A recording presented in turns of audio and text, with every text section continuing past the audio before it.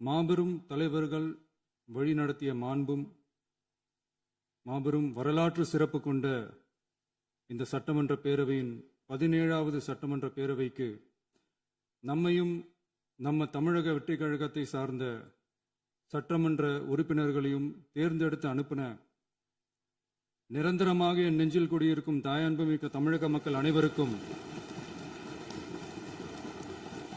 என்னுடைய மனப்பூர்வமான நன்றிகள்.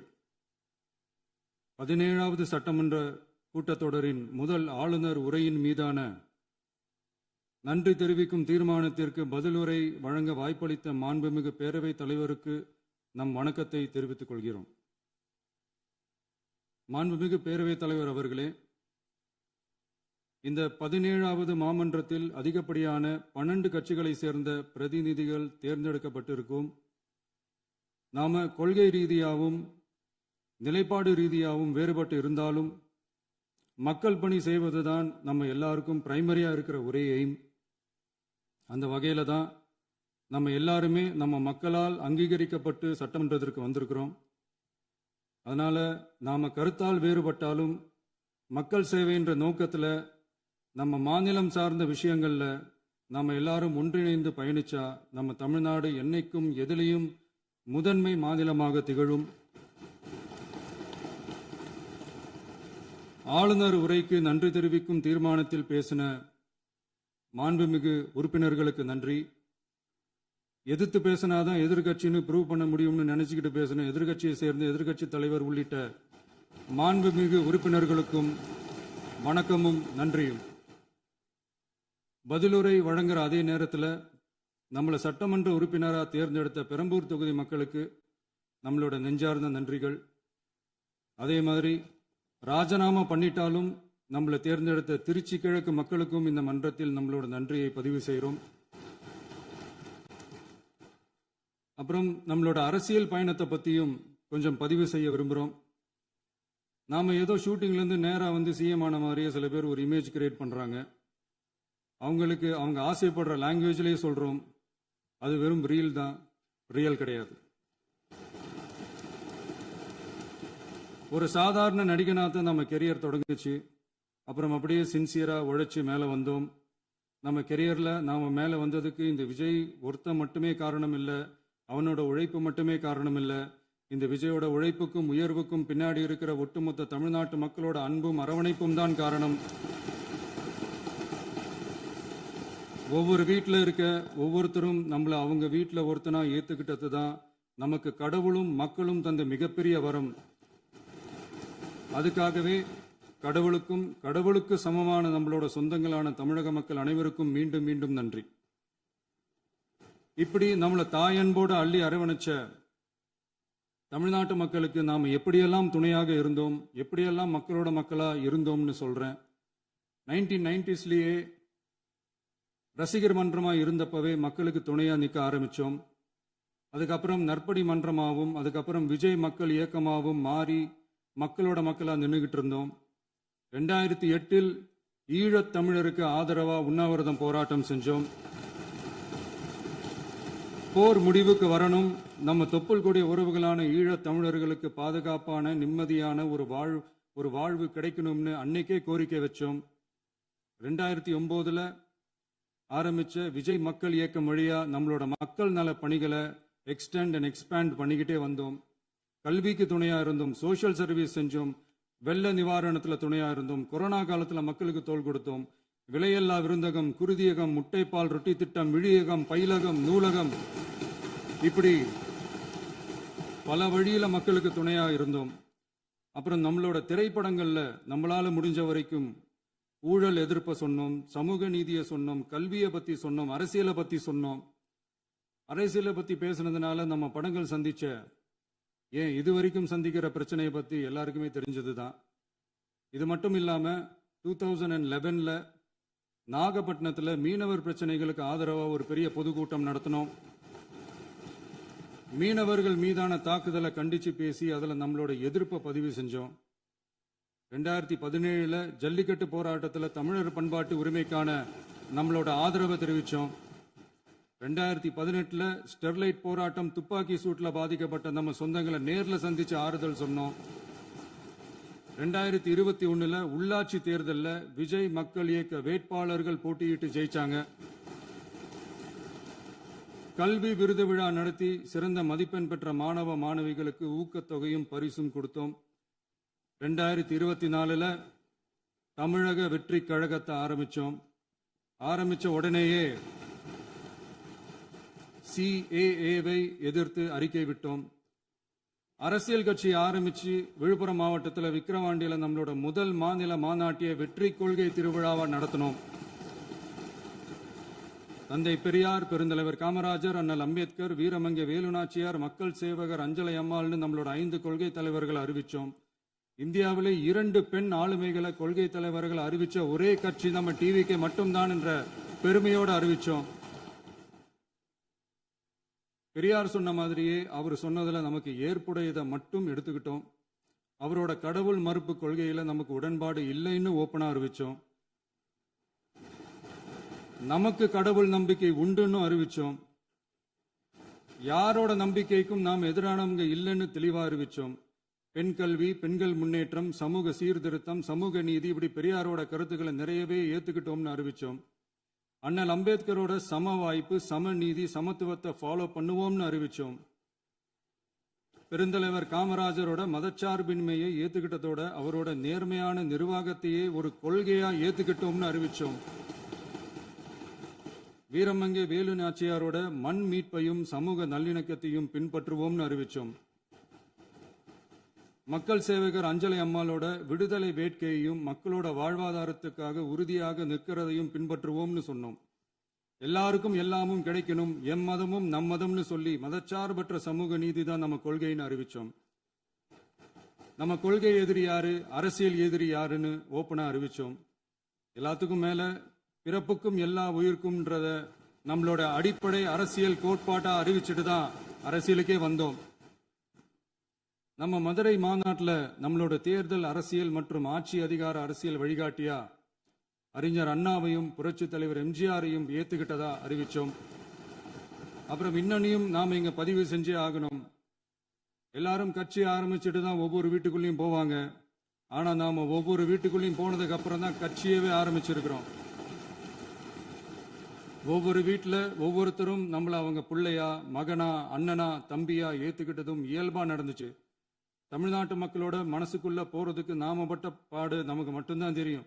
இதெல்லாம் புரிஞ்சாலும் புரியாத மாதிரி இருக்கிறவங்க தான் நம்மள நடிகன் என்று சொல்லியும் நம்ம கட்சிய நடிகன் கட்சின்னு சொல்லியும் சில நக்கல், நையாண்டி இதெல்லாம் பேசுவாங்க. அதை பத்தி நமக்கு கவலை இல்லைன்னு. இப்படி நம்ம அரசியல் பயணம் ரொம்ப டிரான்ஸ்பரண்டா தான் ஆரம்பிச்சிருக்கு. இந்த 2026 தேர்தலில் கூட்டணியே இல்லாமல் தனியா நின்னோம். மக்கள் நம்மள தெளிவா புரிஞ்சுக்கிட்டதாலையும் நம்ம டிவிகே தோழர்களோட உழைப்பாலையும் நாம 35% வாக்குகளை வாங்கினோம். 1,72,00,000 வாக்குகளோட தமிழ்நாட்டிலேயே தனி பெரும் கட்சியா வந்தோம். தமிழக மக்களாலையும் நம்மளோட ஆதரவு இயக்கங்களாலையும் இதோ இன்னைக்கு இங்க நம்ம டிவிகே ஆளும் கட்சியா உட்கார்ந்துருக்கிறோம். இந்த ஆளும் கட்சியா ஆனதும் அவ்வளவு சாதாரணமாலாம் நடந்துடல. 2.25 வருஷத்துல ஆட்சிக்கு வந்துட்டீங்கன்னு ரொம்ப கிண்டலா கேலியா சிலர் பேசுறாங்க.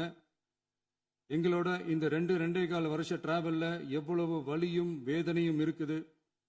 நம்மளோட மக்கள் சந்திப்புக்கே அவ்வளவு இடையூறு, அவ்வளவு தடைகள், ஊர் உலகத்துல யாருக்கும் இல்லாத ஒன்னா நமக்கு மட்டுமே தனியா ஸ்பெஷலா எக்ஸ்க்ளூசிவா நிறைய நிபந்தனைகள், நெருக்கடிகள், கட்டுப்பாடுகள், நம்மளை சந்திக்க வர்ற மக்களுக்கு சரியான பாதுகாப்பு இல்லாம, நம்ம கூட்ட நிகழ்ச்சிக்கு போதுமான பாதுகாப்பு இல்லாமன்னு இன்னும் வெளியே சொல்ல முடியாத நிறைய சூழ்ச்சிகள் எல்லாத்தையும் தாண்டி தான் நாம் இந்த இடத்துக்கு வந்திருக்கிறோம்.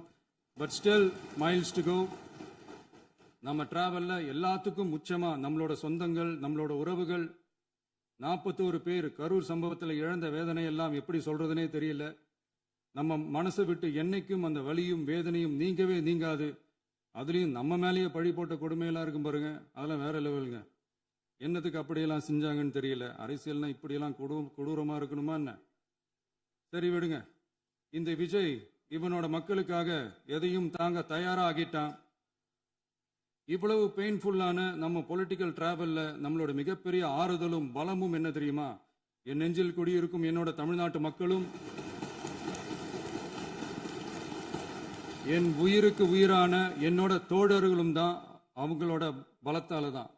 அன்னைக்கு 1967ல முன்னாள் முதல்வர் மாண்புமிகு அறிஞர் அண்ணா அவர்கள் தலைமையில் அமைஞ்ச சாமானியர்களோட ஆட்சி மாதிரி 1977ல முன்னாள் முதல்வர் மாண்புமிகு புரட்சி தலைவர் எம்ஜிஆர் அவர்கள் தலைமையில் அமைஞ்ச மிக சாமானியர்களோட ஆட்சி மாதிரி இதோ இன்னைக்கு அதே வரிசையில 2026 சட்டமன்ற தேர்தல்ல இந்த விஜயோட தோழர்கள் இடம்பெற்ற ஒரு மிக மிக சாமானியர்களின் ஆட்சி அமைஞ்சிருக்கு.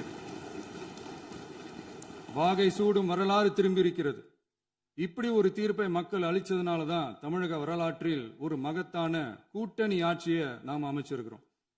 இளைஞர்களால என்ன செய்ய முடியும், பெண்களால என்ன செய்ய முடியும்னு கேட்டவங்களுக்கான பதில் தான் இன்னைக்கு அமைஞ்சிருக்கிற நம்ம ஆட்சி. ஒரே ஒரு குடும்பம் மட்டும் முக்கியம்னு சொல்றது நம்மளோட ஆட்சி அதிகார அரசியல் இல்ல. தமிழ்நாட்டில் இருக்கிற ஒவ்வொரு குடும்பமும் முக்கியம்னு சொல்றது தான் நம்ம அரசியல். நம்மளோட ஆட்சி அதிகாரம் அதான் நம்மளோட மனசாட்சி உள்ள மக்கள் ஆட்சி. இந்த 2026 தேர்தலில் யாராலும் உடைக்கவே முடியாதுன்னு சொன்ன மதத்தை உடைச்சோம், சாதியை உடைச்சோம், முக்கியமா காசு கொடுத்து ஓட்டு வாங்குற ஒரு நச்சு கலாச்சாரத்தையே சுக்கு நூறா தூள் தூளா உடைச்சிருந்தோம். நாம கிளீன் கவர்னன்ஸ் அண்ட் குட் கவர்னன்ஸ்ல உறுதியா இருக்கிறோம். இப்ப மட்டும் இல்ல, எப்பவுமே இப்படிதான் இருப்போம். இதுல 100% இது உண்மைன்றதுனால தான் பாரம்பரியமான தினத்தந்தி பத்திரிகை ஊழலின் ஊற்றுக்கண் அடைக்கப்படுகிறதுன்னு 16/6/2026 அன்னைக்கு ஒரு தலையங்கமே எழுதியிருக்கு. ஒரு தவறு செய்தால் அது தெரிந்து செய்தால் அவன் தேவன் என்றாலும் விடமாட்டேன் என்று எம்ஜிஆர் அன்று பாடினார். அதை இன்று விஜய் செயலில் காட்டுகிறார்னு அந்த எடிட்டோரியல்ல எழுதியிருக்கு. இந்த நேரத்தில் தினத்தந்திக்கு நம்மளோட நன்றியை தெரிவிச்சுக்கிறோம். அரசியலுக்கு வந்து 2 வருஷம் தான் ஆகுது. உங்களுக்கு என்ன தெரியும், உங்களால என்ன முடியும்னு கேலியா கேட்டவங்களுக்கு தினத்தந்தியோட பதிலை இப்போதைக்கு போதும்னு நினைக்கிறேன். என்னென்னமோ செய்வான்னு சொல்றானே இந்த விஜய், பல வருஷமா இருக்கிற ஒரு பதவி வெறி பிடிச்ச அரசியலை உடைச்சி எப்படி செய்வான்னு நம்ம மக்களை யோசிச்சிருவாங்க. இதோ இப்போ நம்ம மக்களுக்கு புரிஞ்சிருக்கும். இப்பவும் சொல்றோம், இது வெறும் ஆரம்பம் தாங்க. இந்த மாபெரும் சபையிலிருந்து கேட்கிற மக்களே, நமக்கு கொஞ்சம் அவகாசம் கொடுங்க.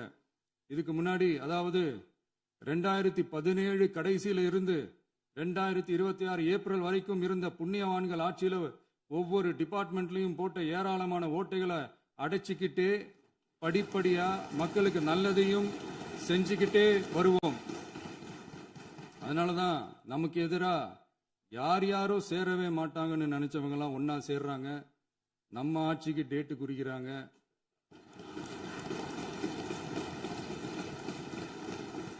சரி, அவங்கள நம்ம மக்களே பார்த்துப்பாங்க, அது விடுங்க.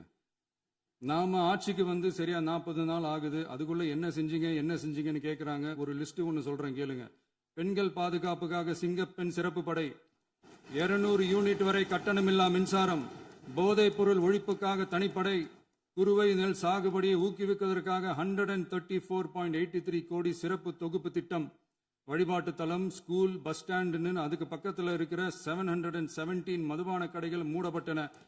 அங்க வேலையில் இருந்தவர்களுக்கு வேறு கடைகளில் வேலை, கவனிக்கப்படாமல் விடப்பட்ட அம்மா உணவகங்கள் புதுப்பிக்கப்பட்டன.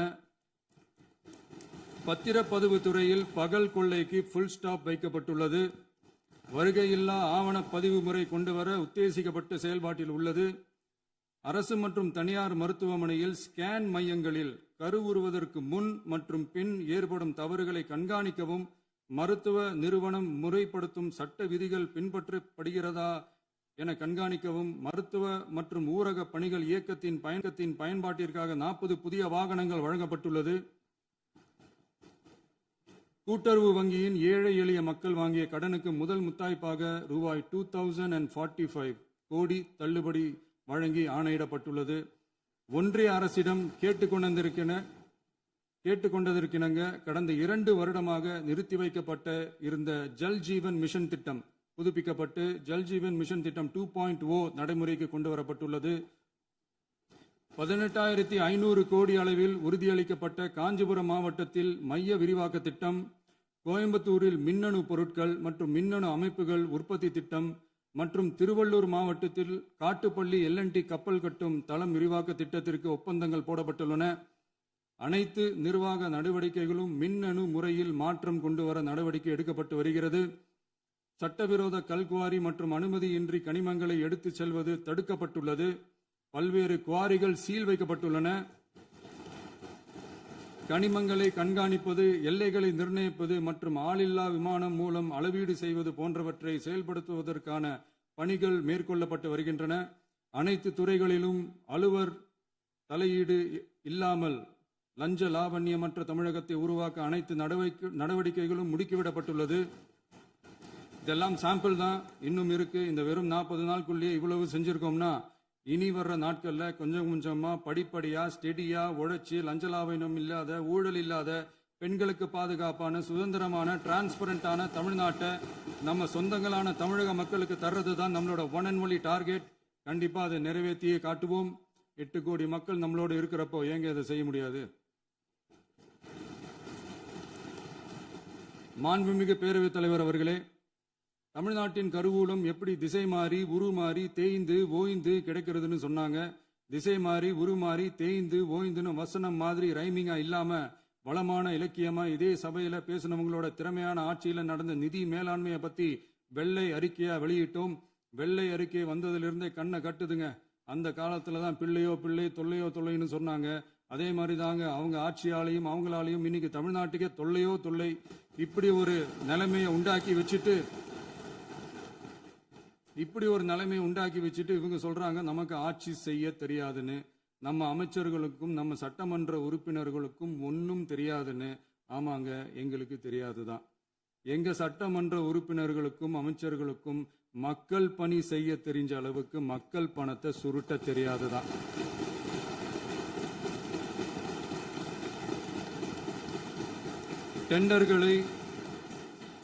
டெண்டர்களை முறைப்படுத்த தெரிஞ்ச அளவுக்கு அதோட ரேட்டை உயர்த்தி ஊழல் செய்ய தெரியாதுதான்.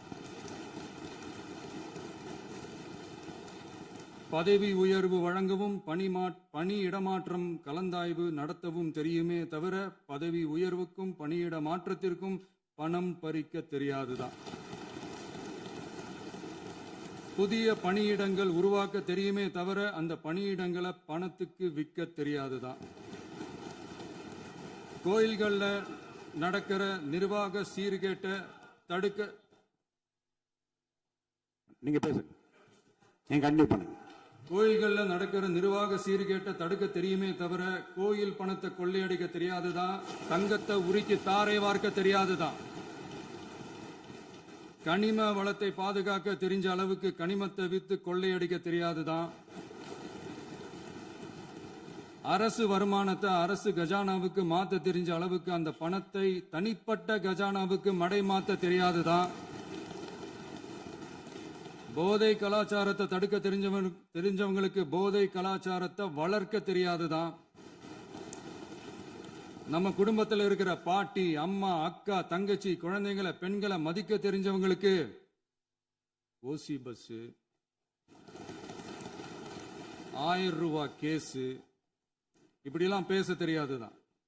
எங்க உறுப்பினர்களுக்கும் அமைச்சர்களுக்கும் மக்கள் சேவை தெரிந்த அளவிற்கு சுயநல தேவையை செஞ்சிக்க தெரியாதுதான். அதனாலதான் சொல்றோம், எங்களை பார்த்து எதுவும் தெரியாதுன்னு சொல்றவங்களுக்கு சொல்றோம், இதெல்லாம் எங்களுக்கு தெரியாதுதான். உங்களை மாதிரி முறைகேடுகளை செய்யறத நாங்க தெரிஞ்சுக்கவும் போறதில்ல, தெரிஞ்சுக்கவும் ஆசைப்படல. அத கடைசி வரைக்கும் எங்களுக்கு தெரியாமலே இருந்துட்டு போகட்டும். அதனால நாங்களும் எங்க மக்களும் வெரி வெரி ஹாப்பி தான். மாண்புமிகு பேரவைத் தலைவர் அவர்களே, எதிர்ப்பவர்கள் எதிர்க்கட்சி என்பதற்காக எங்கள் ஆட்சி மீது 1000 பழி போடலாம். ஆனாலும் தமிழக மக்களுக்கு உண்மையை உணர்த்த வேண்டியது நம்மளோட கடமை. மின்வெட்டை பொறுத்தவரை தமிழ்நாடு மின்மிகை மாநிலமாக இருந்தாலும் கடந்த காலங்களில் ஏற்பட்ட நிர்வாக குளறுபடிகளும் மின்சார சாதனங்கள் மற்றும் மின் மாற்றிகளில் ஏற்படும் பழுதாலும் வேண்டுமென்றே சிலரின் நடவடிக்கைகளாலும் இந்த மின்வெட்டிற்கு காரணமாக உள்ளது. மின் விநியோக மீட்பு நடவடிக்கைகளை ஒருங்கிணைப்பதற்காக எதிர்பாராமல் இரவு நேரங்களில் ஏற்படும் மின் தடங்களை விரைந்து சரி செய்வதில் 10 உயர்மட்ட கண்காணிப்பு குழுக்கள் மற்றும் 125 சிறப்பு மின் தடை நீக்க ரோந்து வாகனங்கள் வழங்கப்பட்டு 24 மணி நேரமும் கண்காணிக்கப்படுகிறது. கூடுதலாக தற்போது 77 புதிய மின் தடை நீக்க மையங்களும் உருவாக்கப்பட்டுள்ளன. விரைவில் இந்த மின்வெட்டு நிலைமை அறவே நீக்கப்படும். மாண்புமிகு பேரவைத் தலைவர் அவர்களே, நம்ம விவசாயிகள் எல்லாரும் நம்மளை நல்லா புரிஞ்சுக்கிட்டு தமிழக வெற்றி கழகத்தை ஏத்துக்கிட்டாலும் எதிர்க்கட்சிகளோட தூண்டுதலால சில இடங்கள்ல சில போராட்டங்கள் நடக்குது. எதிர்க்கட்சிகள் என்னதான் சித்து வேலை செஞ்சாலும் விவசாய பெருமக்கள் எல்லாரும் நம்ம ஆட்சி அவங்களுக்கான ஆட்சி தான் நல்லா புரிஞ்சுதான் வச்சிருக்கிறாங்க. இந்த வருஷம் எல்னினோ விளைவா எப்பவும் இருக்கிறத விட இந்த டைம் மழை குறையுங்கிறதையும் நம்ம விவசாயிகள் உணர்ந்துதான் இருப்பாங்க. இருந்தாலும் நம்ம அரசு நம்ம விவசாயிகளோட வாழ்வாதாரத்துக்காக பக்கபலமாகவும் உறுதியாகவும் துணை நிற்கும்ங்கிறத தெரிவிச்சுக்கிறோம். நம்ம தமிழகத்தில் ஏற்கனவே நடந்த அதி அற்புதமான சூப்பரான நிர்வாக திறன் கொண்ட 50 வருஷ அரசியல் அனுபவம் கொண்ட 2.0, 3.0, 4.0 பல 0.0 மாடல் ஆட்சி நடத்த கனவு கண்டவங்களோட அட்டகாசமான ஆட்சிக்காரங்க பல்வேறு விதமான நிதி நெருக்கடியை நம்ம மக்களுக்கும் நமக்கும் பரிசா கொடுத்துட்டு போய் இருந்தாலும் கூட்டுறவு வங்கிகளின் மூலம் 75,000 வரை பயிர்கடன் பெற்று குறு சிறு இதர பெரு விவசாயிகளுக்கு 100% முழுமையான பயிர்கடன் தள்ளுபடியும் 75,000க்கு மேல் கடன் பெற்றவர்களுக்கு குறைந்தபட்சமாக 35,000 பண பயன் கிடைக்கும் அளவிற்கு மொத்தம் 14,43,504 விவசாயிகளுக்கு ரூபாய் 5,932.23 கோடி பயிர்கடன் தள்ளுபடி வழங்கப்பட்டுள்ளது. மாண்புமிகு பேரவைத் தலைவர் அவர்களே, நாம ஒன்றியத்தில் கூட்டுறவு கூட்டாட்சி, மாநிலத்தில் சுயாட்சி என்ற கொள்கையை கொண்டவங்க தான் ஏற்கனவே அறிவிச்சிருக்கிறோம். தற்போதைய ஒன்றிய அரசு சார்ந்த கட்சியுடன் அரசியலில் கொள்கை அளவில் நேர் எதிராக நிற்கிறவங்க தான் நாம. அதே சமயத்தில் எதுக்கெடுத்தாலும் கண்ணை மூடிக்கிட்டு ஒன்றிய அரசோட மோதல் போக்கை விரும்புறவங்க நாம இல்ல. நமக்கு எப்பவுமே தமிழகத்தின் வளர்ச்சி மட்டும்தான் முக்கியம். அதுக்காக நம்மளோட அரசியல் ரீதியான கொள்கைகளையோ மாநில உரிமைகளையோ கொஞ்சம் கூட விட்டு கொடுக்கவே மாட்டோம். அதுல ரொம்ப தெளிவாகவும் உறுதியாகவும் இருக்கிறோம். இனியும் இப்படித்தான் இருப்போம். அதுல ஒருபோதும் மாற்றமே இருக்காது. அதனால இதுல யாரு திசை திருப்ப வேலையில் ஈடுபட்டாலும் அவங்க எல்லாரும் மக்கள் மத்தியில் தோற்பது உறுதி. எனவே நம்ம மக்களுக்கோ சிறுபான்மை சகோதரர்களுக்கோ நம்ம ஆதரவு இயக்கங்களுக்கோ எந்தவித சந்தேகமும் வேண்டாம். நாம் யாரோட டீமும் இல்ல. நாம எப்பவுமே பியூரான பீப்புள்ஸ் டீம். இன்னும் சொல்ல போனா நாம secular team, social justice team. மாண்புமிகு பேரவைத் தலைவர் அவர்களே, அரசு விழாக்கள், கல்வி நிறுவனங்கள் மற்றும் பல அதிகாரப்பூர்வ நிகழ்ச்சிகளோட தொடக்கத்தில் நம்ம தமிழ்தாய் வாழ்த்த பாடுறது தான் வழக்கமா இருக்கு. தமிழ்தாய் வாழ்த்த பொறுத்த வரைக்கும் நம் அரசு இதுல நம்மளோட உறுதியான நிலைப்பாட்டை ஒன்றிய அரசுக்கு மிக தெளிவா தெரிவிச்சிருக்கு. அது இல்லாம இதில் மாநில அரசின் கொள்கைக்கு ஏற்ப ஒன்றிய அரசின் அறிவிக்கையில் திருத்தம் மேற்கொள்ள கோரிக்கையும் விடுக்கப்பட்டுள்ளது. நீட் தேர்வை பொறுத்தவரை கிராமப்புற மற்றும் பொருளாதார ரீதியாக பின்தங்கிய மாணவர்களுக்கு சமமான வாய்ப்பை வழங்குவதில்லை. மருத்துவ கல்வியில் சமூக நீதி மற்றும் சம வாய்ப்பை நீட் பாதிக்கிறது என்பதை உணர்கிறோம். எனவே மருத்துவ படிப்புகளுக்கான சேர்க்கையை 12ஆம் வகுப்பு மதிப்பெண்களின் அடிப்படையில் நடத்த வேண்டும் என்று நமது அரசு வலியுறுத்தி வருகிறது. மத்திய அரசிடம் நீட்டிலிருந்து தமிழ்நாட்டிற்கு விலக்கு வழங்க வேண்டும் என்று கோரிக்கை விடுத்துள்ளது. மாண்புமிகு பேரவைத் தலைவர் அவர்களே, பேரறிஞர் அண்ணா அவர்கள் தலைமையிலான அரசு 1968 இருமொழி கொள்கையை நடைமுறைப்படுத்தியது. தமிழ் ஆட்சி மொழி, தமிழ் மொழியை பாதுகாப்பது, மாணவர்களுக்கு ஆங்கிலத்தின் மூலம் உலக அளவிலான வாய்ப்புகளை வழங்குவது, எந்த ஒரு மொழியையும் கட்டாயமாக திணிப்பதை தவிர்ப்பது மற்றும் எதிர்ப்பது, நிலத்தின் மொழி மற்றும் பண்பாட்டு அடையாளத்தை பேணுவது என்பதை நம் தமிழக வெற்றிக் கழக ஆட்சி ஏற்றுக்கொண்டுள்ளது. எனவே தமிழ்நாட்டில் தமிழ் ஆட்சி மொழி மற்றும் இருமொழி கொள்கை என்பதில் நமக்கு மாற்று கருத்தே இல்லை.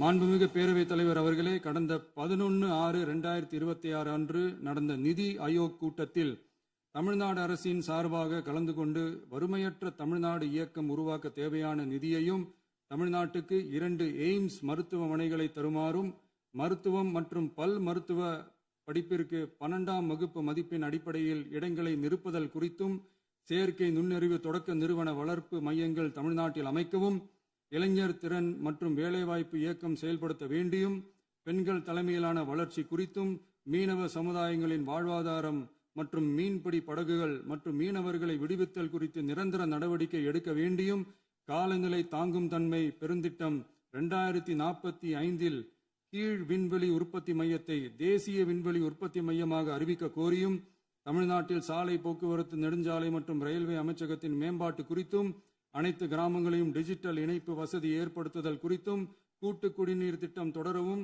அரசின் விழாக்களில் தமிழ்தாய் வாழ்த்துக்கான முதலிடத்திற்கான கோரிக்கையும், மேகதாது அணை கட்டுமான நிறுத்தத்தை உறுதிப்படுத்தவும், மாநிலத்தின் மீது மும்மொழி கொள்கையை வற்புறுத்தாமல் புதிய கல்விக் கொள்கையை திணிக்காமல் தமிழகத்திற்கான கல்வித் தொகை ரூபாய் 3284 கோடியை விடுவிக்க கோரியும், ஆண்டுதோறும் 5 லட்சம் இளைஞர்களுக்கு உதவித் தொகையுடன் கூடிய பணியினை தொழில்நுட்ப பயிற்சி வழங்க ஒத்துழைப்பு வழங்குமாறும், ஒகேனக்கல் 3ஆம் கட்ட கூட்டு குடிநீர் திட்டத்திற்கான நிதி ரூபாய் 2283.40 விடுவிக்கவும், வேலை வாய்ப்பு மற்றும் வாழ்வாதாரத்துக்கான உத்தரவாத திட்டத்தின் கீழ் வேலை வாய்ப்புகளை உருவாக்க உடனடி நடவடிக்கை மேற்கொள்ள வேண்டியும் மற்றும் திருக்குறளை தேசிய இலக்கியமாக அறிவிக்குமாறும் தமிழ்நாடு சார்பில் பேசியுள்ளோம் என்பதை தெரிவித்துக் கொள்கிறோம்.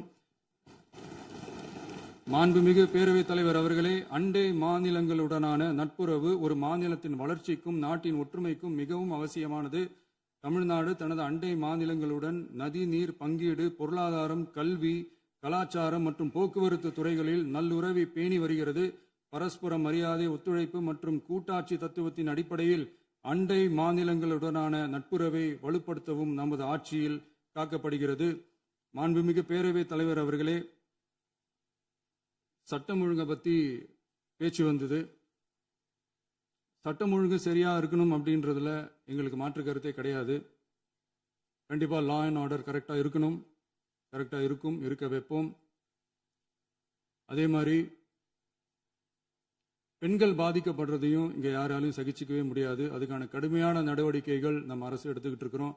இந்த சிங்கப்பெண் சிறப்பு அதிரடி படை கூட அதுக்கான ஒரு ஃபர்ஸ்ட் ஸ்டெப் தான். அதே மாதிரி இந்த போதைப் பொருள் நடமாட்டம், அதை கண்ட்ரோல் பண்றதுக்கும் நம்ம அரசு கடுமையான நடவடிக்கைகள் எடுத்துக்கிட்டு இருக்கிறோம். அதையும் கண்டினியூ பண்ணி எடுப்போம். மாண்புமிகு பேரவைத் தலைவர் அவர்களே, இப்போ நான் சொன்ன இந்த பிரச்சனைகள்லாம்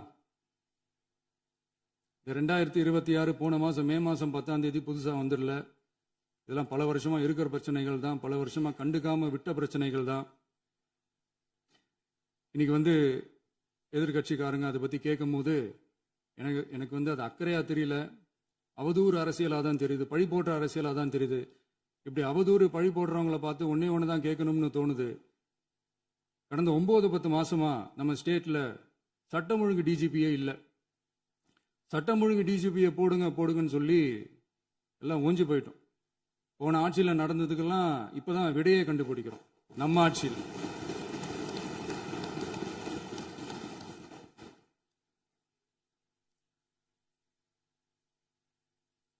இந்த போதைப் பொருள் நடமாட்டம்லாம் தாறுமாறா அப்படியே பரவி கொட்டி கிடக்குது. இதெல்லாம் இனிஷியல் ஸ்டேஜ்லயே யார் கண்ட்ரோல் பண்ணியிருக்கணும்? போலீஸ் டிபார்ட்மெண்ட் அப்போ யார் கையில் இருந்தது? இத்தனை கேள்வி நம்மளை பார்த்து கேட்குறாங்களே, ஒரே ஒரு கேள்வி தான் நான் கேட்கணும்னு தோணுது. போலீஸ் டிபார்ட்மெண்ட்டை கையில் வச்சுக்கிட்டே பிகினிங்லேயே இனிஷியல் ஸ்டேஜ்லேயே இந்த போதைப் பொருள் நடமாட்டத்தை ஏன் கண்ட்ரோல் பண்ணலை? மனசாட்சி உள்ளவங்க இந்த பிரச்சனையெல்லாம் ஏன் நடக்குதுன்றது அவங்களுக்கே நல்லா தெரியும்.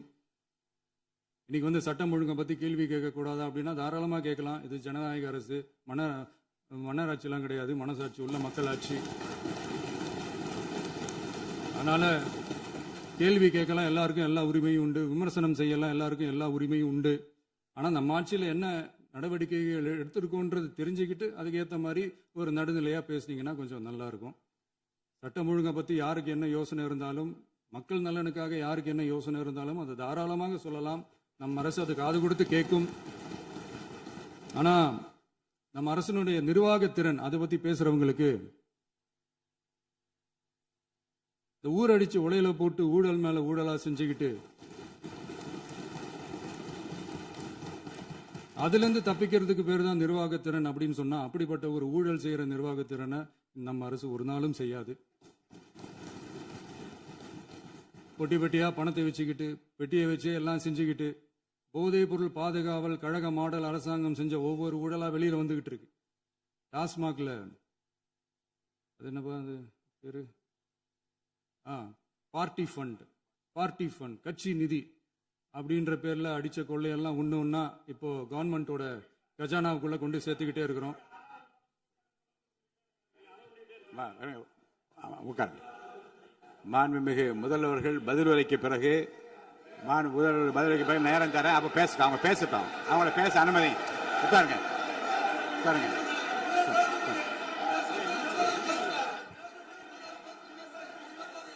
மாண்புமிகு அலோவ் பண்றேன் உட்காருங்க. மாண்பு உறுப்பினர்கள் நீங்க இங்க உட்காருங்க, அமைதியா உட்காரு. நீங்க எல்லாம் உட்காருங்க. உட்காருங்க உட்காருங்க. மாண்புமிகு நீங்க எல்லாரும் உட்காருங்க உட்காருங்க உட்காருங்க உட்காருங்க உட்காருங்க. அமைதியா உட்காருங்க. இருங்க உட்காருங்க. அப்புறம் நீங்க என்ன உட்காருங்க. நான் கொடுப்பேன், உட்காருங்க.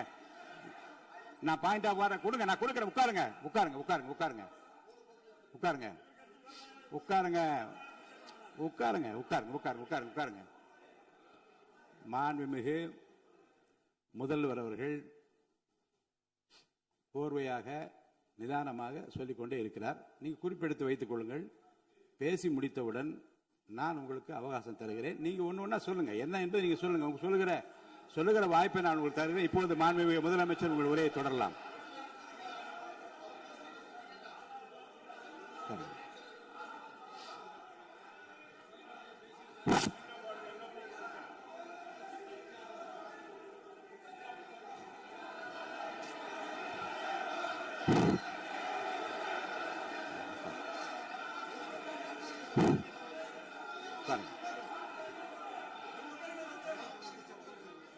நான் எழுந்த பிறகு உட்கார்றதா முறை. உட்காருங்க எல்லாரும் உட்காருங்க. தேசிய உட்கார். நான் அலோவ் பண்றேன். உட்காருங்க, அமைதியா உட்காருங்க. நான் அலோவ் பண்றேன், அமைதியா உட்காருங்க உட்காருங்க. அங்க இருந்து குரல் கொடுக்காதீங்க, உட்காருங்க.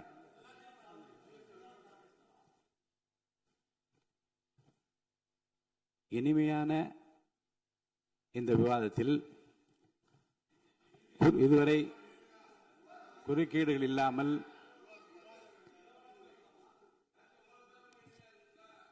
கொஞ்சம் அமைதியா இருங்க. மாண்புமிகு முதல்வர் அவர்கள் பேசி முடித்தவுடன் பாயிண்ட் ஆஃப் ஆர்டர் கேட்டிருக்கீங்க, நான் அனுமதிக்கிறேன். எதிர்க்கட்சி தலைவருக்கு மட்டும் நான் அனுமதி தருகிறேன். அவர் எழுந்து பேசலாம். மாண்பு முதலமைச்சர் நீங்க கண்டினியூ பண்ணி முடிக்கலாம்.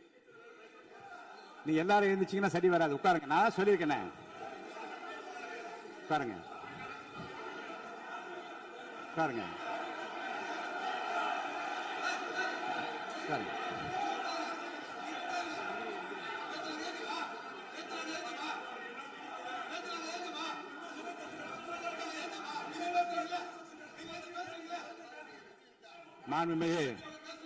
மாண்பு உறுப்பினர் அமைதி காக்க வேண்டும். நேற்று எதிர்க்கட்சி தலைவர் பேசுகிற போதும் அவர் பேசுகிற எல்லாவற்றுக்கும் நான் அனுமதி அளித்தேன்.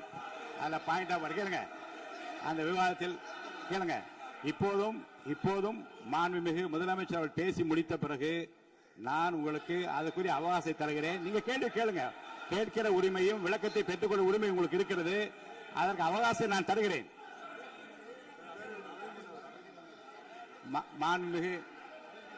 மாண்புமிகு உறுப்பினர் அமருங்க.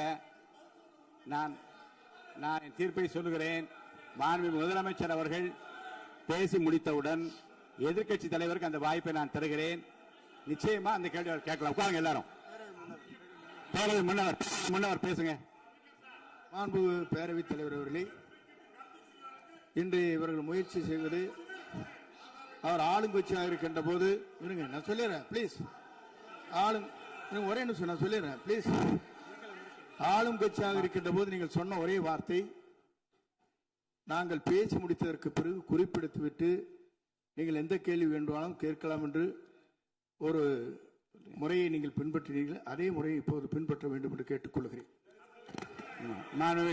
பள்ளிக்கல்வித்துறை அமைச்சர், மாண்புமிகு பேரவைத் தலைவர் அவர்களே, நேற்றைய தினம் கூட எதிர்க்கட்சி தலைவர் சொன்னதை முழுமையாக கேட்டு இறுதியில் ஒரு வாய்ப்பு தந்தீங்க. அதுவும் இல்லாம இந்த நேரத்தில் நேரலையில் நீங்களும் பாக்குறீங்க. அங்கிருந்து ஒருமையில் விழித்து இந்த பக்கம் இருக்க உறுப்பினர்களை பார்த்து அப்படின்னு ஒருமையில் விழிப்பதை உங்கள் மூலமாக கண்டிக்கிறேன். அந்த வார்த்தையை அவை குறிப்பிலிருந்து நீக்கணும். கண்ணியம் காத்து முதல்வர் முழுமையாக பேசுவதை காத்து கண்ணியம் காத்து இந்த சபைக்கு ஒரு மரபு இருக்கிறது. அதை மூத்த உறுப்பினர்கள் பின்பற்றும்படி உங்கள் மூலமாக கேட்டுக்கொள்கிறேன். மாண்புமிகு முதலமைச்சர் அவர்கள் உரையை தொடரலாம். நான் தரேன். நான் உறுதியாக மாண்புமிகு முதலமைச்சர் அவர்கள் பேசி முடித்தவுடன் எதிர்க்கட்சி தலைவருக்கு அந்த வாய்ப்பு தரப்படும் என்பதை உறுதியாக சொல்லிவிட்டேன். இடையிலே குறுக்கீடு செய்யாமல் அந்த பேச்சு முழுமையாக பேசி முடிக்க நீங்கள் அனுமதி வழங்க வேண்டும் என்று கேட்டுக்கொள்கிறேன். அமைதியா உட்காருங்க. அவங்க பேசி முடிக்கட்டும், நீங்க கேளுங்க.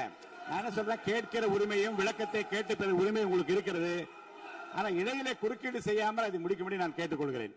மாண்புமிகு முதலமைச்சர் அவர்கள் தொடர்ந்து நீங்க பேசலாம்.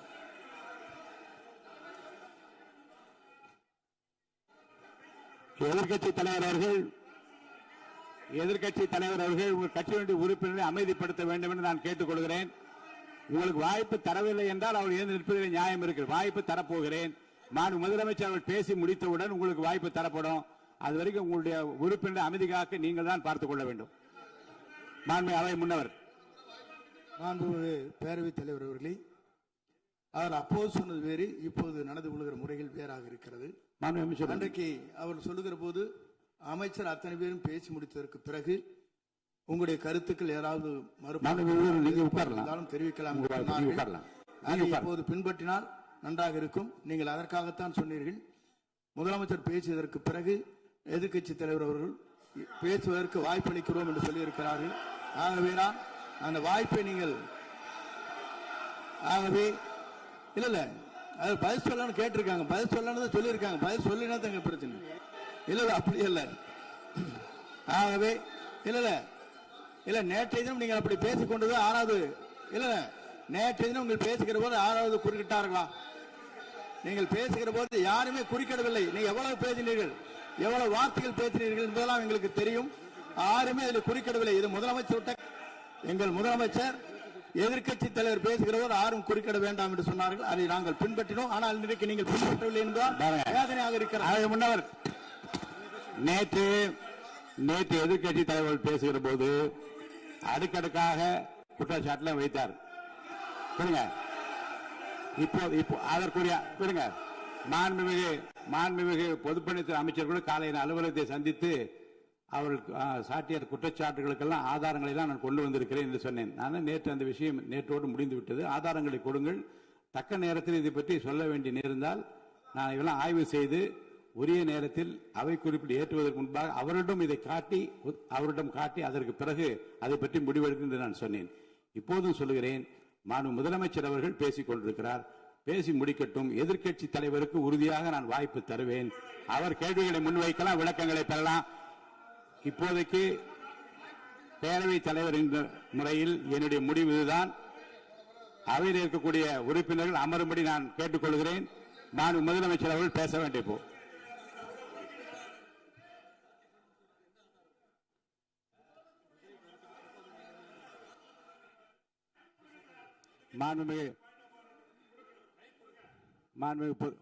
இருங்க. அவை முன்னவர் பேரவைத் தலைவர் அவர்களே, நேற்றைய தினம் நீங்கள் முழுமையாக பேசினீர்கள். உங்கள் பேச்சுக்கள் எப்படி இருந்தது என்பதும் நாடறியும். இருந்தாலும் கூட நாங்கள் அமைதியாக இருந்தோம். இல்ல நீங்க இருங்க. ஒவ்வொரு வார்த்தைக்கு இருங்க. நீங்க மின்வெட்டையில நீங்க சொன்னீங்க. உங்களுடைய முன்னாள் அமைச்சர் ஆற்காடு வீராசாமி இருக்கிற போது மின்வெட்டால் தான் நாங்கள் ஆட்சியே மாறியது என்றெல்லாம் சொன்ன கதையெல்லாம் இருக்கு. அதெல்லாம் சொன்னோம்னாங்க. நாங்களே அமைதியா இருந்தோம். அதுக்காக நீங்க தயவு செய்து எதிர்க்கட்சி தலைவருக்கு வாய்ப்பளிக்கிறார்கள். அந்த வாய்ப்பை நீங்கள் அவர் முதலமைச்சர் பேசியதற்கு பிறகு பேசினால் அழகாக இருக்கும். அதை முன்னர் பள்ளிக்கல்வித்துறை அமைச்சர். மாண்புமிகு பேரவைத் தலைவர் அவர்களே, அவர் ஒரே ஒரு வார்த்தையை தான் சொன்னார். பார்ட்டி ஃபண்ட் என்ற வார்த்தையை கேட்டு எதிர்க்கட்சி நண்பர்கள் கோபப்படுகிறார்கள். ஆனால் அதன் மீது உங்களுக்கு பாயிண்ட் ஆஃப் ஆர்டர் தருவதாகவும் நீங்கள் சட்டப்பேரவைத் தலைவர் சொல்கிறீர்கள். நேற்றைய தினம் இதே போல வெற்றி தலைவர் அவர்களினுடைய வழிகாட்டில் வளர்ந்த நாங்கள் சகிப்புத்தன்மையோடு அவர்கள் பல வார்த்தைகள் சொன்னார்கள். புதிதாக சோஃபா மாடல் என்றார்கள், குதிரை பேரம் என்றார்கள், எத்தனையோ வார்த்தைகள் சொன்ன போது சகிப்புத்தன்மையோடு அதை கேட்டு பொறுமையாக இருந்தோம். இவர்கள் குதிரை பேரம் எல்லாம் அவைக்குள் நீக்கப்பட்டு விட்டது. சரி, சோஃபா மாடல் என்று சொன்னார்கள். ஆதாரம் கேட்டு இப்படி எழுந்து நாங்கள் கொந்தளிக்காமல் ஒரு சட்டமன்றத்தில் ஒரு உறுப்பினர் எப்படி நடந்து கொள்ள வேண்டும் என்பதற்கு எடுத்துக்காட்டாக தமிழக வெற்றி கழகத்தின் உறுப்பினர்கள் நடந்து கொண்டார்கள். இப்போது மதிப்பிற்குரிய எதிர்க்கட்சி தலைவர் அவர்களே, உங்கள் ஊடாக நான் கேட்பது என்னவென்றால், அவர்களினுடைய கட்சி உறுப்பினர்களை அவர் அமைதிப்படுத்தி முதல்வர் அவர்கள் உரையை முழுமையாக கேட்டு சகிப்புத்தன்மைக்கு சட்டமன்றத்தில் இந்த பக்கம் மட்டுமல்ல அந்த பக்கமும் எடுத்துக்காட்டாக இருப்பதற்கு அவர் வழிவகை செய்ய வேண்டும் என்று உங்கள் மூலமாக கேட்டுக்கொள்கிறேன். பொதுப்பணித்துறை அமைச்சர்.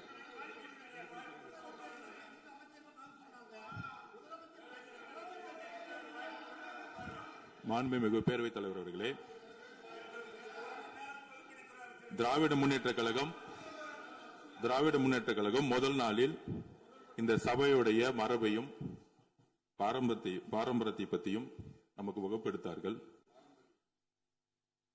அந்த மரபுப்படி எங்களுடைய தலைவருடைய வழியில் இந்த சட்டசபையுடைய நிகழ்வுகளில் நாங்கள் கலந்து கொண்டிருக்கிறோம். நேற்றைய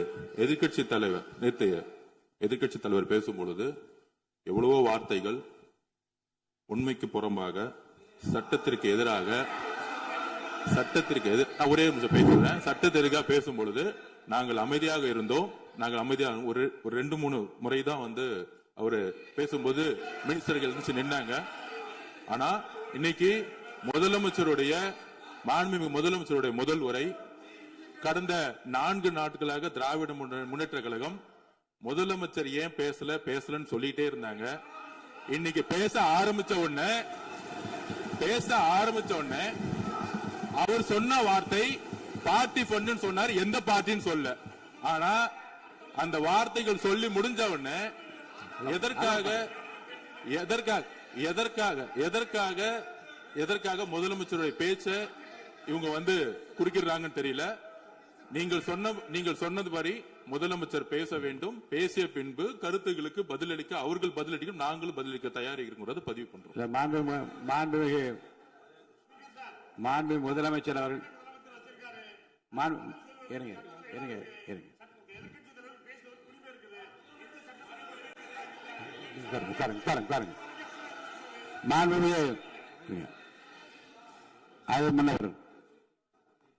மரபு இருக்கிறது, எப்போது வேணும் பாயிண்ட் ஆஃப் ஆர்டர் இருக்கலாம். இருந்தாலும் கூட நீங்க அந்த மரபை நீங்க கடைபிடித்தீங்களா உங்க ஆட்சியில?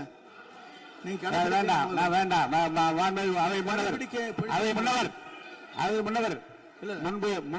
முன்பு எப்படி நடந்தால் என்பதை பற்றியோ முன்பு நடந்த நிகழ்வுகள் பற்றியோ நீங்கள் சொல்லி மீண்டும் மீண்டும் இந்த அவையினுடைய மாண்பை குறைக்க வேண்டாம் என்று நான் கேட்டுக்கொள்வது வேண்டாம். இப்போது உள்ள பிரச்சனை, மாண்பு முதலமைச்சர் அவர்கள் தன்னுடைய பேச்சை உறுதி செய்து முடிக்க வேண்டும். அவர் முடித்த பிறகு எதிர்க்கட்சி தலைவருக்கு நான் நிச்சயமாக வாய்ப்பு தருவேன். அவர் கேள்வி கணக்குகளை தொடுக்கலாம், சந்தேகங்களை கேட்கலாம். விளக்கம் தருவதற்கு மாண்பு முதலமைச்சர் அவர்கள் தயாராக இருக்கின்ற அமைதியாக என்னை அமரும்படி நான் கேட்டுக்கொள்கிறேன். இப்போ நான் அனுமதிக்க முடியாது. மாண்பு முதலமைச்சர் உரையை தொடரலாம்.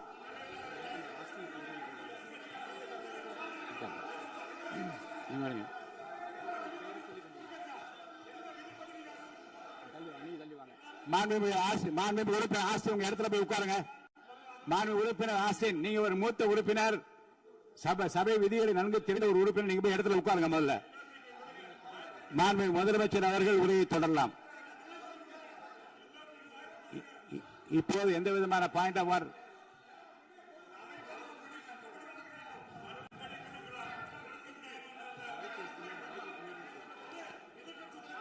நான் வாய்ப்பு இல்லை என்று சொன்னால் நீ எழுந்து நிற்பதிலே நியாயம் இருக்கிறது. உட்காருங்க. வாய்ப்பு உறுதியாக எதிர்க்கட்சி தலைவருக்கு பாயிண்ட் ஆஃப் ஆர்டர் மட்டுமல்ல, உட்கார்ந்து அவர் பேசிய பேச்சுக்களை என்னென்ன இருங்க, என்ன என்ன என்ன என்ன என்ன உங்களுக்கு சந்தேகம் இருக்கிறதோ, வினாக்கள் இருக்கிறதோ அதை நீங்க கேட்கலாம். அவர் பதில் சொல்வதற்கு தயாராக இருக்கிறார். பேசி முடிக்கின்ற வரை அமைதி காக்கும்படி உங்களை நான் கேட்டுக்கொள்கிறேன். மாண்புமிகு எதிர்க்கட்சி தலைவர் முழு ஒத்துழைப்பை நீங்கள் தர வேண்டும் என்று நான் எதிர்பார்க்கிறேன்.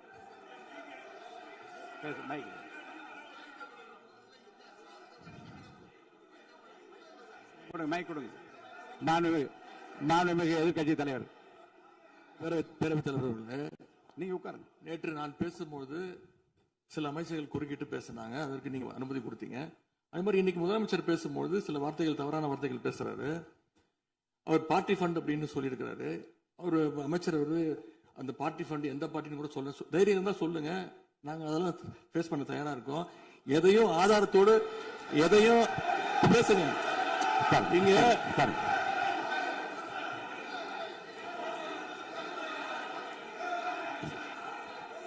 அது மாதிரி பேரவைத் தலைவர் அவர்களே, நேற்று நான் பேசி முடிஞ்சோடனே நீங்க அவை முடிஞ்சிருச்சுன்னு சொல்லிட்டீங்க. நாங்கெல்லாம் வீட்டுக்கு போயிட்டோம். வீட்டுக்கு போய் டிவி போட்டு பார்த்தா அங்க இன்னொரு அமைச்சர் இன்னும் பதில் சொல்லிட்டே இருந்திருக்கிறாரு. அதற்கெல்லாம் நாங்க இப்ப என்ன பதில் இது, என்ன மரபு இது? நீங்க இப்ப பேசிக்கிட்டே இருப்பீங்களா? நாங்க பாத்துக்கிட்டே இருக்கணுமா? அதே மாதிரி இன்னைக்கு முதலமைச்சர் அவர்கள் பேசும்போது நாங்களும் அமைதியா கேட்டுட்டு தான் இருந்தோம். ஆனா சில கருத்துக்கள் அவர் பேசும்போது அதை நாங்க அனுமதிக்க முடியாது. ஆதாரத்தோடு ஏதாவது பேசணும்னா, குற்றச்சாட்டுகள் சொல்லும் போது ஆதாரத்தோடு சொன்னீங்கன்னா அதை நாங்க ப்ரூவ் பண்றதுக்கு தயாராக இருக்கு. மாண்புமிகு உறுப்பினர் அவர்கள் இருங்க. நேற்று மாண்புமிகு எதிர்க்கட்சித் தலைவர்கள் பேசியதும், மாண்புமிகு பொதுப்பணித் தலைவர்கள் பேசியதும் ஆதாரம் இல்லாமல் பேசக்கூடாது என்று நான் சொன்னேன். ஆய்வு செய்து நீக்கப்பட வேண்டியது நீக்கும் என்று சொன்னேன். இப்போது மாண்புமிகு முதல்வர் அவர்கள் பேசி முடிக்கட்டும். நீங்கள் கூறிய கருத்துப்படி அதில் ஆதாரங்கள் இல்லாத குறிப்பாக இருந்தால் அதை நீக்குவதற்குரிய உரிமை எனக்கு இருக்கிறது. ஆய்வு செய்து நான் நடவடிக்கை எடுப்பேன். இப்போது மாண்புமிகு முதலமைச்சர் அவர்கள் பேசலாம். இந்த டாஸ்மாக் மாதிரியே பல டிபார்ட்மெண்ட்லயும், மறுபடியும் சொல்றேன், கட்சி நிதின்ற பேர்ல அடிச்ச கொள்ளைய ஒன்னா கவர்மெண்டோட கஜானாக்குள்ளேயே கொண்டு சேர்த்துக்கிட்டே இருக்கிறாங்க. இப்பவும் சொல்றேன், மக்கள் பணத்திலிருந்து ஒரு பைசா கூட தொடமாட்டோம், தொடவும் விடமாட்டோம், தொட்டா விடமாட்டோம். இதுக்கு முன்னாடி தொட்டவங்களையும் விடமாட்டோம்.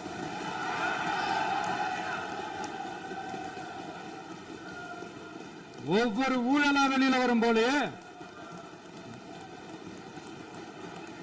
ஒவ்வொரு வேஷமா கலைஞ்சிரும் போலே, இங்க இருக்கிற நிறைய பேரு நடுங்கி போய் இதுல நம்ம மேல அவதூறு வேற. இப்ப புதுசா ஒரு வெப்பன் ஒண்ணு கொண்டு வந்திருக்காங்க. அது என்ன தெரியுமா? அவங்க தயவால தான் நம்ம ஆட்சி நடக்குதாம். மக்கள் தயவால இந்த ஆட்சி நடந்துகிட்டு இருக்கு.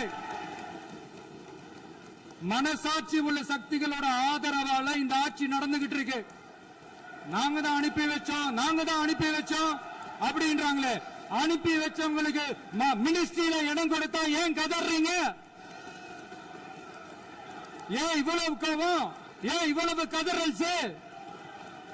இதுல இன்னொரு முக்கியமான விஷயம், மார்க்சிஸ்ட் கம்யூனிஸ்ட் கட்சி நமக்கு ஆதரவு கொடுத்தது சுயேட்சையா எடுத்த முடிவுன்னு சொல்றாங்க. அதே மாதிரி இந்திய கம்யூனிஸ்ட் கட்சி நமக்கு ஆதரவு கொடுத்தது சுயேட்சையா எடுத்த முடிவுன்னு சொல்றாங்க. இதுல எங்க இருந்து நாங்க தான் அனுப்பி வச்சோம்னா புரியலையே. மக்களுக்கு நல்லா புரியும். எல்லாத்தையும் தெளிவா பார்த்துக்கிட்டு இருக்கிறாங்க.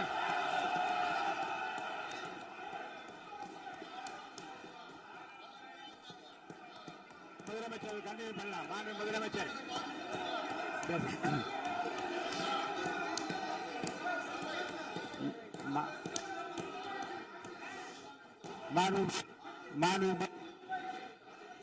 முதலமைச்சர் கண்டினியூ பண்ணலாம். நீங்க கண்டினியூ பண்ணலாம்.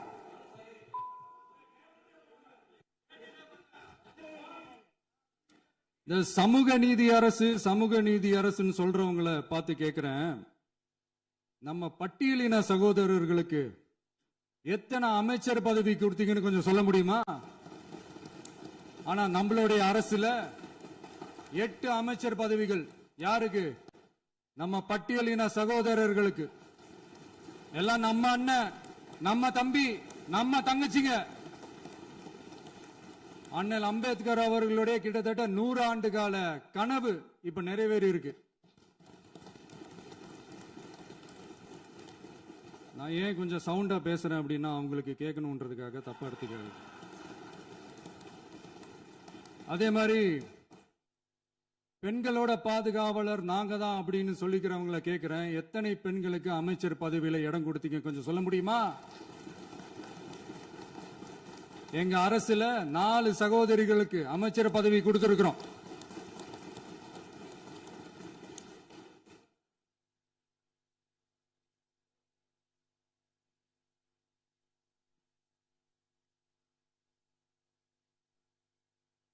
அதனால மக்களால் நிராகரிக்கப்பட்டு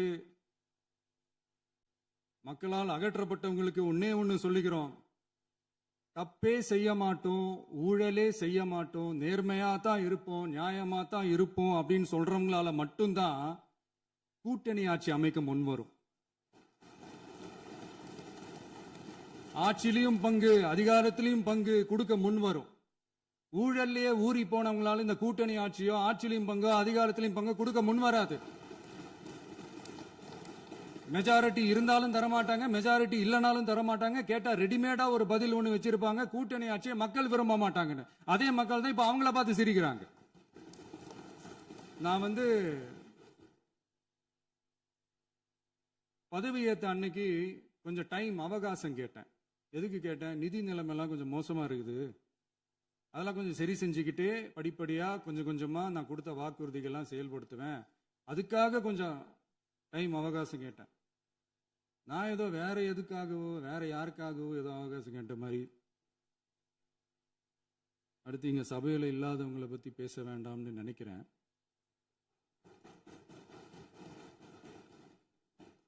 இங்க நம்மளை பத்தி அவதூறு பரப்புறதோட மட்டும் இல்லாம இப்ப நம்ம மக்கள் மேலேயும் அவதூறு பரப்ப ஆரம்பிச்சிட்டாங்க. மக்கள் நமக்கு ஓட்டு போட்டது தப்பான், குடும்பம் குடும்பமா நமக்கு ஆதரிச்சது தப்பான். இது இப்ப இல்ல, நான் சொல்றது எம்ஜிஆர் அவர்கள் காலத்திலிருந்தே. அப்பவே அவர் ஜெயிச்சப்போ அதே மக்களை தப்பு தப்பா பேசுறது. மக்கள் என்ன பண்ணிட்டாங்க, எம்ஜிஆர் என்ன பண்ணிட்டாரு, எம்ஜிஆர் என்ன இது பண்ணிட்டாரு. 50 வருஷமா ஒரே டெக்னிக்கா.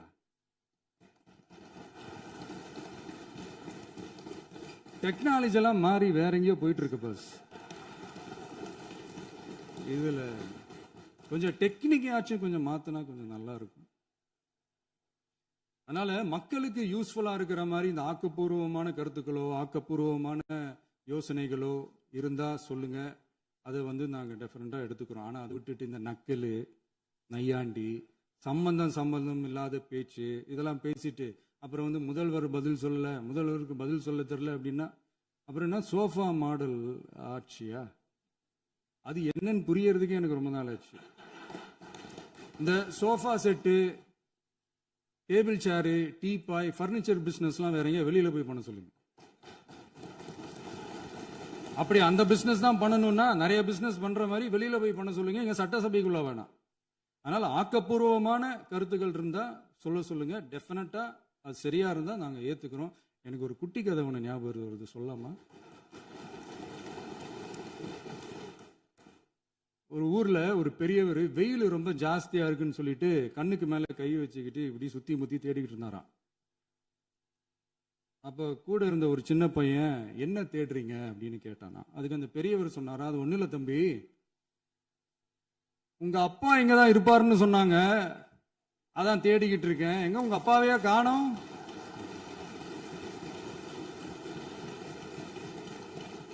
இல்ல அந்த எங்களுக்கும் நக்கலா நையாண்டியா சம்பந்தம் இல்லாத குட்டி கதை இதெல்லாம் எங்களுக்கும் பேச தெரியும். அந்த கதையில பெரியவர் அப்படி சொன்னாராம், தப்பா எடுத்துக்காதீங்க. அந்த கதையில பெரியவர் அப்படி கேட்டாராம். அதனால யாரும் இங்க டென்ஷன் ஆக வேணாம். அதனால இன்னொரு இந்த என்னுடைய உரையை முடிக்கிறதுக்கு முன்னாடி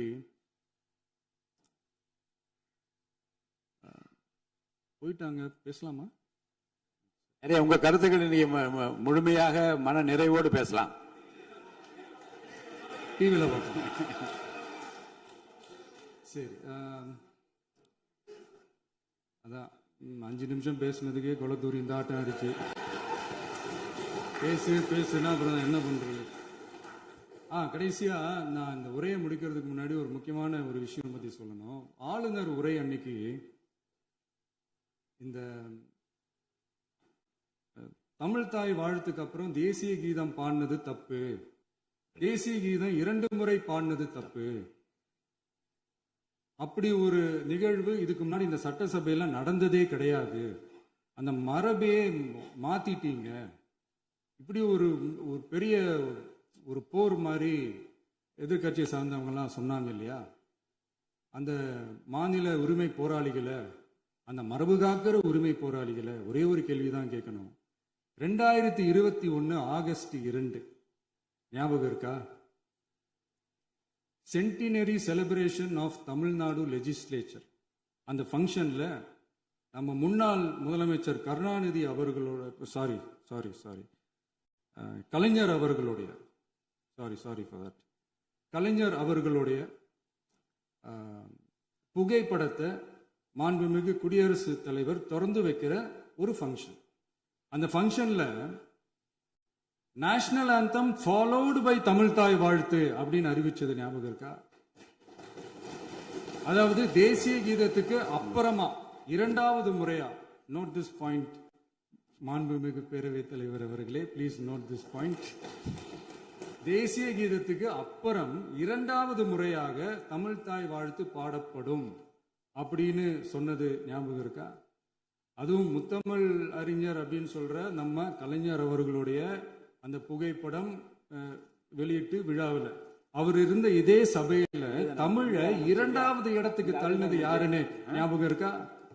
அது மட்டும் இல்ல, அந்த தேசிய கீதத்தை நாட்டுப்பண் நேஷனல் ஆந்தம்னு சொல்லி அதே ஃபங்க்ஷன்ல கடைசியா ஃபங்க்ஷன் முடியும் போது செகண்ட் டைம் தேசிய கீதம் பாடினதும் ஞாபகம் இருக்கா? இதே அவையில் தான், அது அவை குறிப்பிலும் இருக்கிறது, இதே அவையில் தான் நடைபெற்றது. இந்த தக்க நேரத்தில் இந்த ஆதாரங்களை அளித்த மாண்பு முதல்வர்களுக்கு நன்றியை தெரிவித்துக் கொள்கிறேன். டவுட் இருந்தா இந்த புக்கை பார்த்து தெரிஞ்சுக்கலாம். அதனால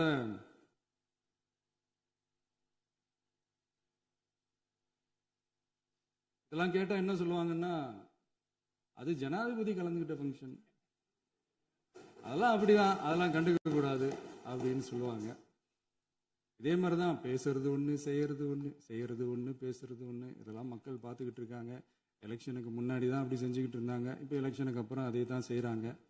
இந்த விஜயையும் சாமானியர்களின் உண்மையான சமூக நீதி அரசையும் அவமானப்படுத்துறதுக்கு தான் அவங்களோட அந்த பொலிட்டிக்கல் சீனியாரிட்டி அது பயன்படுத்துது போல. சரி, செய்யட்டும், நல்லா செய்யட்டும். இப்போ ஆனாலும் நம்மளுடைய மாநில உரிமை, மொழி உரிமை, உத்தம உத்தரர் போல வேஷம் போடுற எதிர்கட்சிக்கு ஒன்றை மட்டும் ஆணித்தரமாக சொல்றோம். உங்களை மாதிரி தமிழ்னு சொல்லிக்கிட்டு, மொழி, பண்பாடு, கலாச்சாரம்னு சொல்லிக்கிட்டு ரெட்டை வேஷம் போடுறவங்க நாங்க கிடையாது.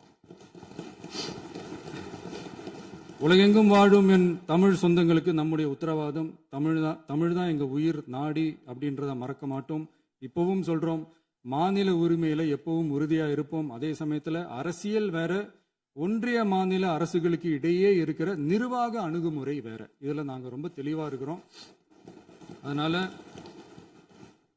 எங்களுக்கு பாடம் எடுக்கிறதா நினைச்சுக்கிட்டு உங்க வேஷத்தை நீங்களே கொஞ்சம் கொஞ்சமா கலைச்சிக்கிட்டே வர்றீங்க, மறந்துடாதீங்க.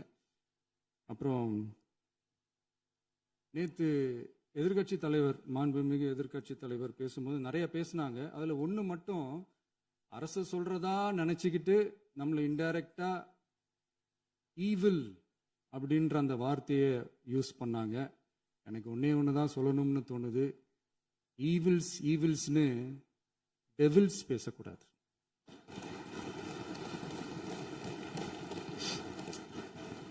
அவங்க இருந்திருந்தா ஒரு ஆக்ஷன் பண்ணணும்னு எனக்கு தோணுச்சு. எல்லாரும் போயிட்டாங்க. பர்மிஷன் பண்ணலாமா? இப்பவும் பண்ணலாம், ஒன்றும் தப்பு இல்லை.